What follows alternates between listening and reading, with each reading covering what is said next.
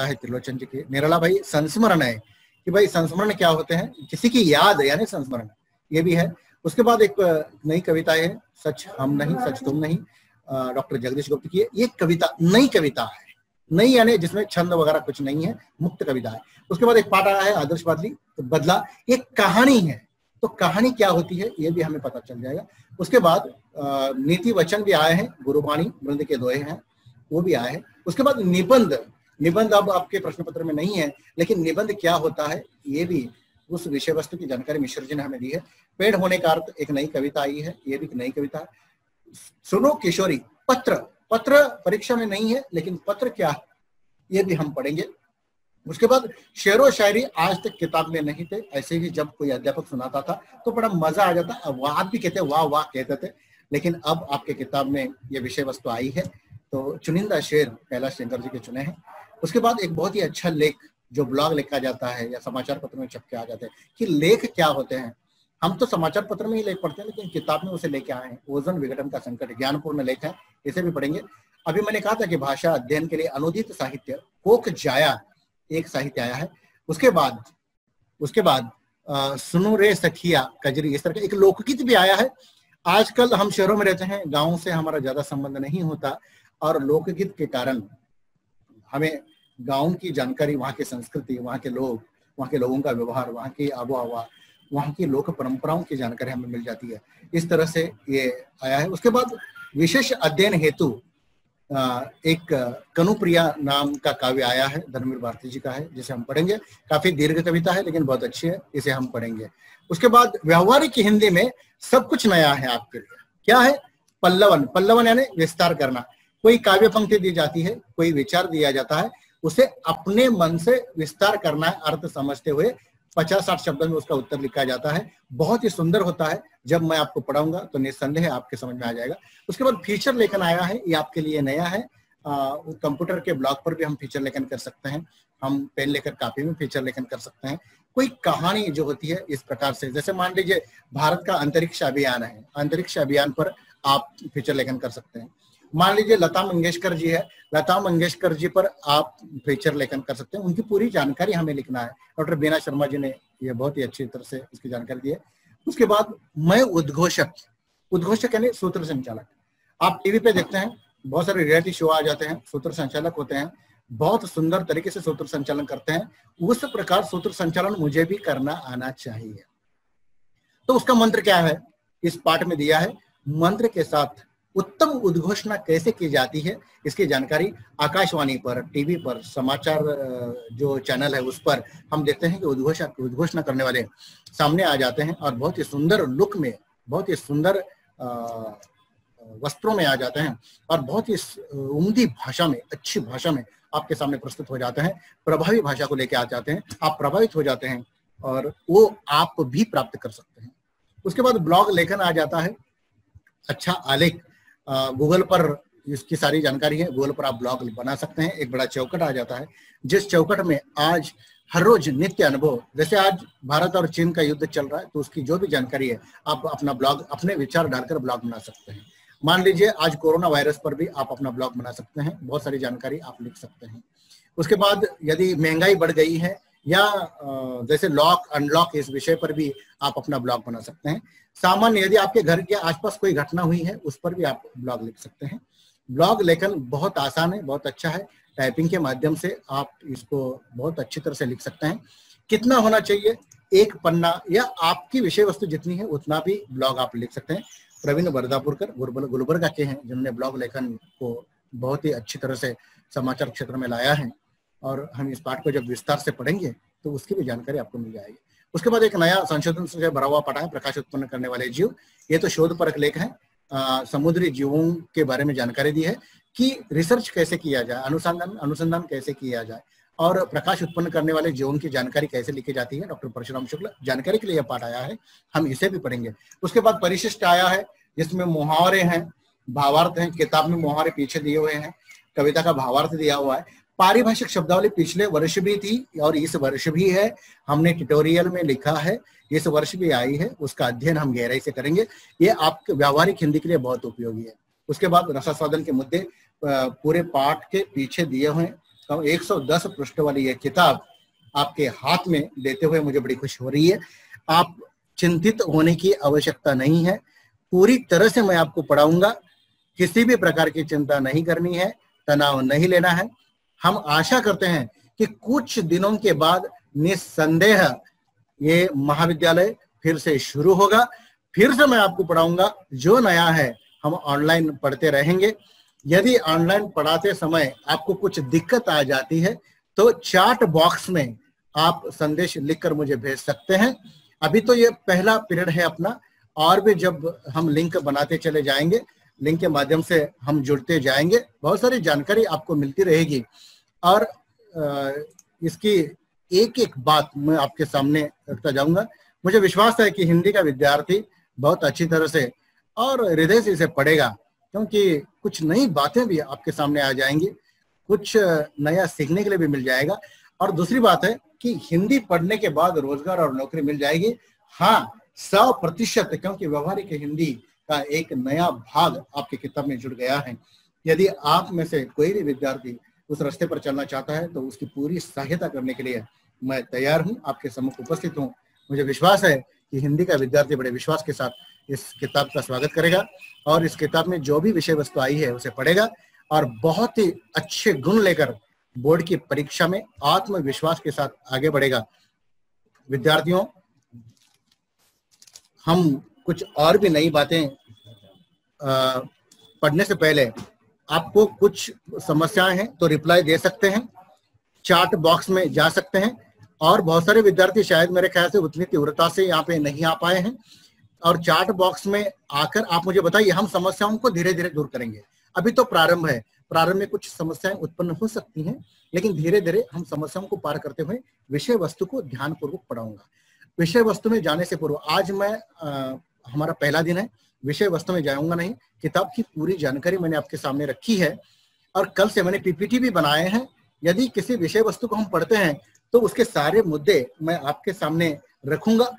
एक एक मुद्दा स्पष्ट करते हुए हम आगे बढ़ेंगे, बहुत सुंदर ढंग से, धीमे धीमे गति से उसको ग्रहण करते हुए, हृदयंगम करते हुए हम पढ़ाई करते रहेंगे। और आज सभी विद्यार्थियों से मैं बात भी करूंगा और कुछ समस्याओं को दूर करते हुए ज्यादा से ज्यादा हिंदी के विद्यार्थी इस लिंक के साथ जुड़ जाएं और जुड़कर इस सभी का बहुत ही अच्छी तरह से आनंद उठाएं। आज बाजार में जाइए, बाजार में किताब उपलब्ध है, किताब लेके आइए। मोबाइल पर पीडीएफ के रूप में भी किताब उपलब्ध है। आज मैंने किताब आपको दिखाई भी है, किताब की विषय वस्तु जो है उसकी जानकारी भी आपके सामने मैंने रखी है।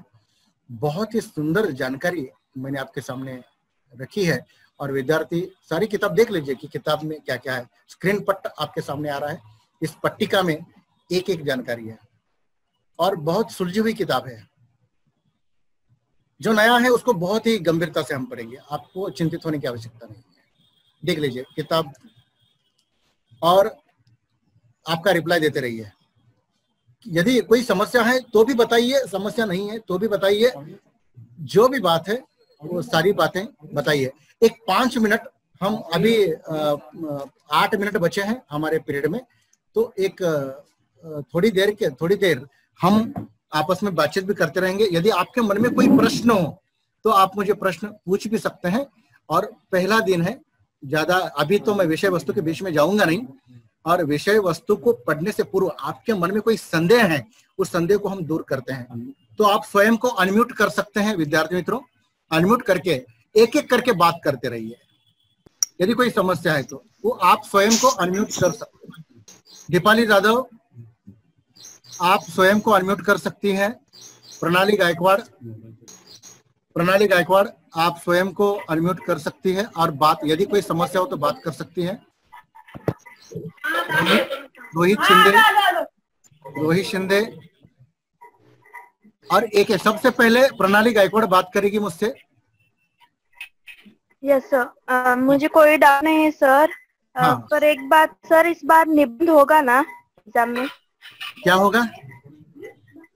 निबंध। हाँ, निबंध परीक्षा में नहीं, प्रश्न पत्र में नहीं है। Okay sir. लेकिन निबंध पाठ अवश्य है। आपका प्रश्न पत्र बहुत आसान रहेगा, आप चिंता मत कीजिए।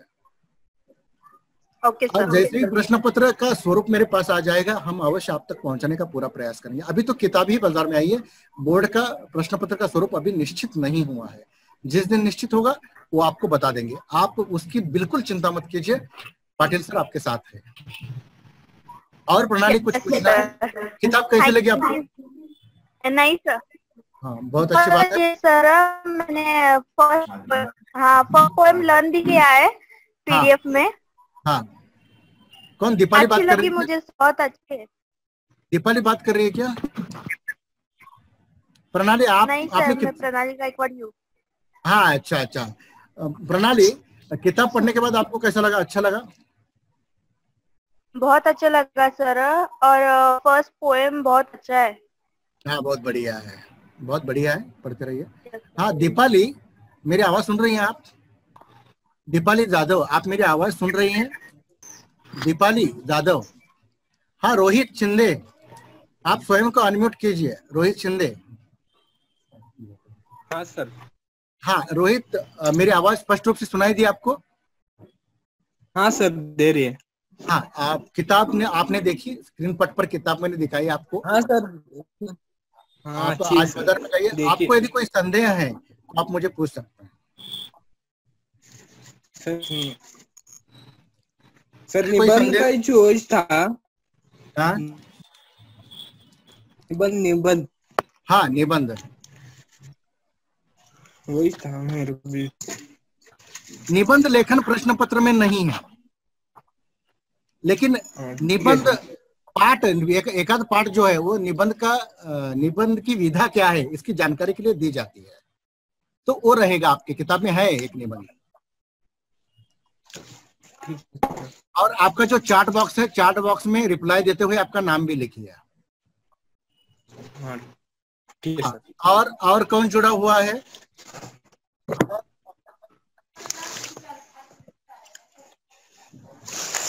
और कौन जुड़ा हुआ है? कौन नहीं है सर? है ना? चार्ट बॉक्स में नाम। हाँ, अपना नाम लिखिए चार्ट बॉक्स में और रिप्लाई दीजिए कि आपको कैसा लगा। और ठीक से आवाज आती है ना? कोई दिक्कत नहीं है हमें? हाँ सर, आ रही। बहुत अच्छी तरह से।